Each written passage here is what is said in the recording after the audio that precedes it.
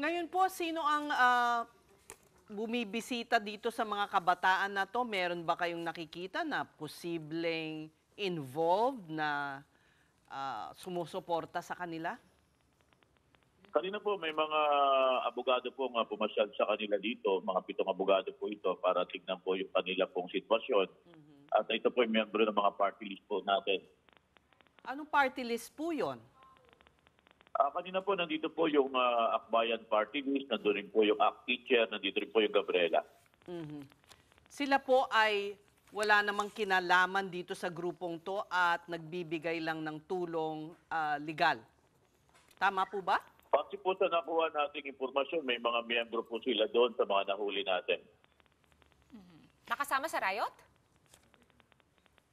Yung po yung impormasyon po nating nakuha. Mga menor de edad din po?